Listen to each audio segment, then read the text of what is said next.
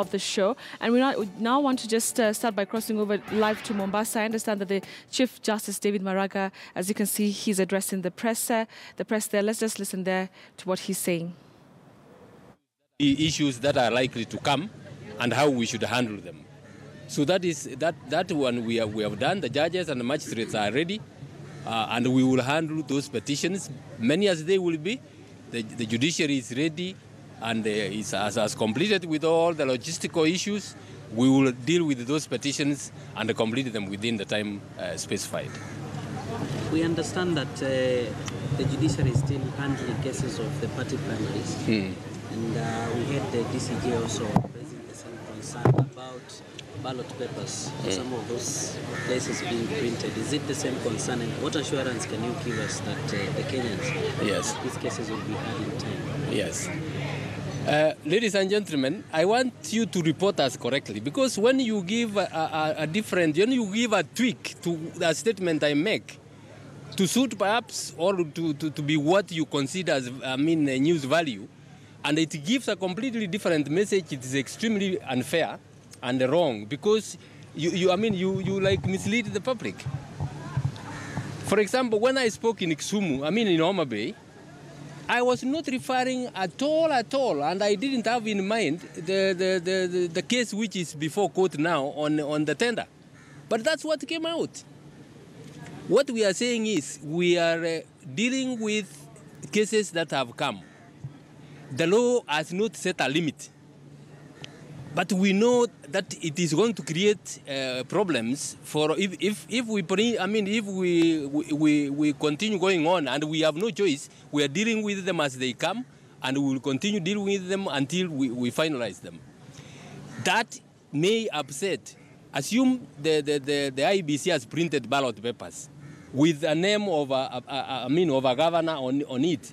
And then there is a petition against that governor, and it has come to court. That governor, according to the court, should not be on the ballot paper, or somebody else should be on the ballot paper. It becomes untidy to add the name of that person and all that. We are endeavoring to do our best so that we don't cause problems for IBC. But inevitably, there is not much we can do. We have to deal with those cases. And as soon as, as they come, even up to this morning, the DCJ was allocating judges to deal with those appeals arising from primaries. But we are dealing with them and from nominations. From nominations. The IBC, primaries are done from IBC nominations. So we are dealing with them, and we will complete them. Yes. An interesting discussion on a different issue, on the question of transgender and intersex. What can Kenyans expect from this colloquium as regards that topic? That is an issue, that's a matter in the Constitution. The judiciary don't decide on issues that are there in the Constitution. The judiciary interprets the Constitution and states what is there to be done. Everybody has a right, whether whatever his views are. Some people may not like their views, but they have got to be given their human rights. Transgender, and I've said this before, there are some people who find themselves in that position. They are born with their genders not distinct. You want us to cast those people out of society? They have to be given their rights. There are others who have decided, to change their genders out of their own volition. That is their own choice. We deal with those cases as they come. We deal with those cases as they come and uphold the rights of individuals. Even as a judge, I may not agree with what somebody who has chosen because he's male and has chosen to be referred to as a female gender. I may not like that as a person, but I have to uphold that person's rights under the Constitution. I have two questions. Yes. One, there is perception outside where we are that the issue is divided. I like to that's one. Secondly, we're having a ruling of ballot papers on Friday. Will it be done in Mombasa or be done in Nairobi because all judges are here? In the court papers. You are saying that the judiciary is divided on what? Because I understand there are two camps. One is that there is a division of the judiciary on political lines. Yeah. Those are creations you are making. I have not heard anything of the kind. I have not heard anything of the kind. The judiciary is not divided. The judiciary has no political linings. We deal with the issues that come before us. Ladies and gentlemen, please remember the political contestation is normal. The parties and the candidates fight for their positions. When they bring their disputes before us, we decide those disputes on the basis of the law and the evidence presented before us. There is nothing like, a judicial officer being aligned to one party or the other. Give me one example where anybody has been aligned. Yeah? Those are perceptions of creations of people out there which have no basis whatsoever. We don't have them in the judiciary ourselves. The second question, all judges are here. Are you doing the ruling on Nairobi here? The ruling will be delivered in the court where the matter was heard. Yeah. So, prepare if you to go to Nairobi, the ruling will be delivered there, and then you can report on it. Maybe one question from me. Mine is the issue of the judiciary transformation. The team here is sustaining. So far, since the transformation began, how far have you reached? Yes. Thank you. And maybe what will Kenyans expect? Thank you very much. The judiciary transformation was started by my predecessor, Honorable Justice Willy Mutunga. I didn't come to uproot all of that and start all over again. That's why I have come up with sustaining judiciary transformation. We are proceeding forward.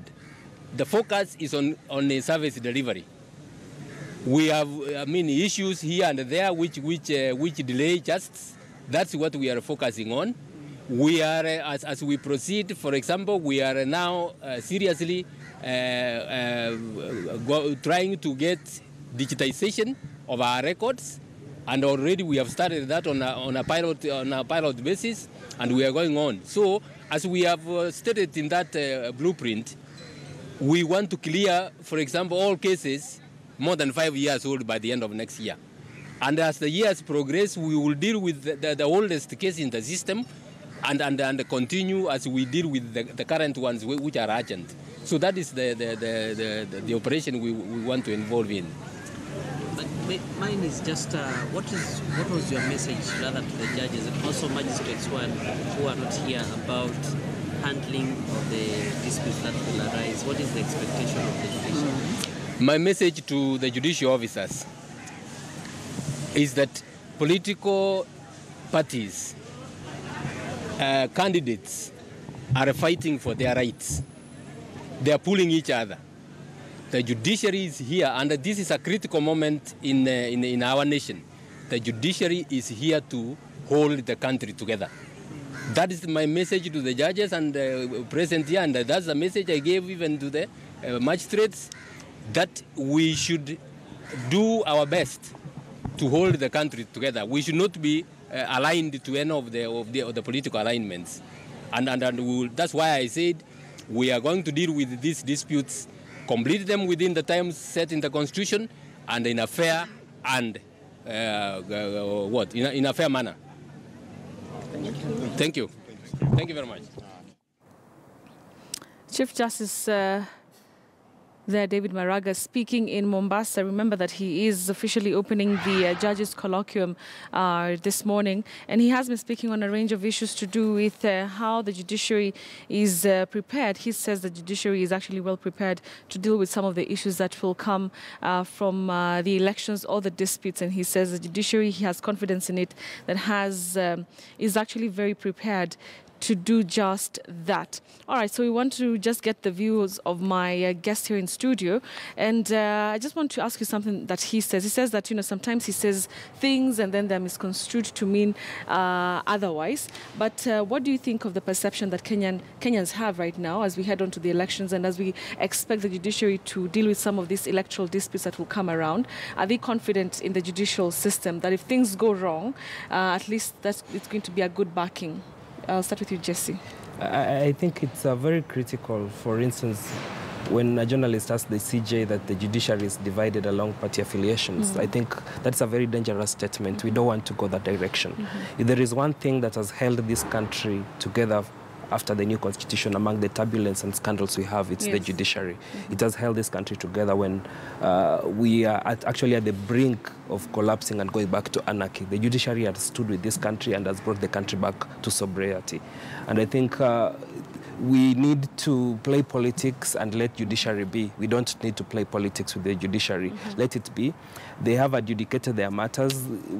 They handle matters that come before them with the evidence that has been adduced before them and documents that have been filed before them. They don't even know who sometimes the parties to these suits are. Then they're just handling what has already been placed upon them. And I think it's very unfair to attack the integrity of the judiciary and even suggest that they are inclined toward any political affiliation that is happening in the country. And moving forward, I think the future of this country is going to depend on two institutions after the elections.